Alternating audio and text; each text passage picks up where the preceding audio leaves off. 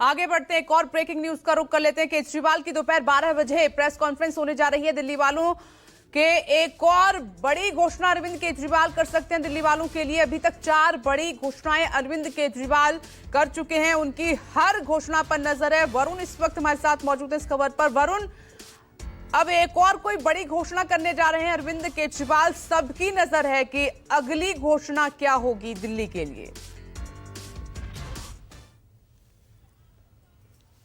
देखिए, स्पष्ट है कि चुनाव के समय में ऐसी घोषणाएं तो होती रहेंगी। हर दूसरे तीसरे दिन कोई ना कोई जनता को लुभाने की बात कही जाएगी।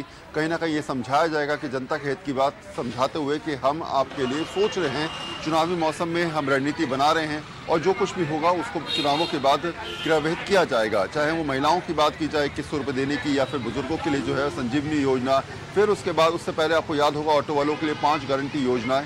तो ऐसे में फिर याद है आपको हाल ही फिलहाल में मंदिर और ग्रंथियों को बुलाकर जो है वो उनको 18,000 रुपये देने की बात कहना। तो ये ऐसे में मंदिर के पुजारी या ग्रंथियों को बुलाकर वो योजनाओं को क्रियान्वित करने के साथ अब अगला एजेंडा कौन होने वाला है, किस तरीके से आप कौन कौन से टारगेट पर स्पष्ट तौर पे टारगेट करते हुए आगे बढ़ेंगे, आपको स्पष्ट समझना होगा। शायद यही वजह है कि अरविंद केजरीवाल चुनाव घोषणा से पहले वो तमाम चुनावी घोषणा करना चाहते हैं जो उनके घोषणा पत्र में शामिल है, जिससे कहीं ना कहीं इलेक्शन आते आते लोगों के दिमाग में वो तमाम घोषणाएं बैठ जाएं और उसी आधार पर वो इलेक्शन हो पाए। आप स्ट्रैटेजी समझिए कि 70 विधानसभा में 70 प्रत्याशी सबसे पहले आपने घोषित कर दिए। आपने पार्टी के तमाम कार्यकर्ताओं को, प्रत्याशियों को एक मौका दिया कि आपके पास कम से कम 2 महीने हैं या 1.5 महीना है, आप उसमें इलेक्शन टाइम में प्रोसेस में जाइए, जनता के बीच मुखातिब हुई। इसके अलावा किन एजेंडेस के साथ आप जाएंगे, किन मुद्दों के साथ आप जाएंगे, आप ये भी समझिए। आप एक स्ट्रैटेजी और समझिए, अरविंद केजरीवाल कोई भी पुरानी बात करते नजर नहीं आ रहे हैं। वो ये नहीं कह रहे कि मैंने आपको फ्री में बिजली दी,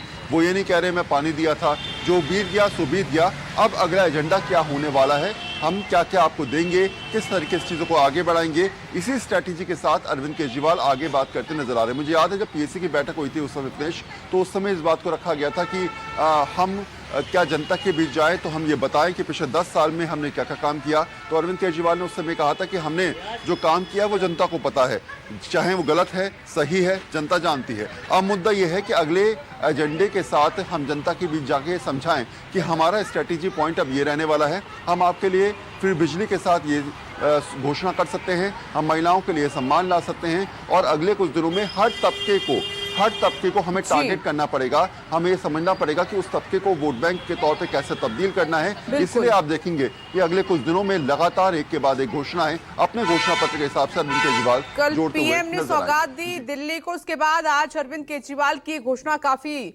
महत्वपूर्ण रहने वाली है। शुक्रिया आपका।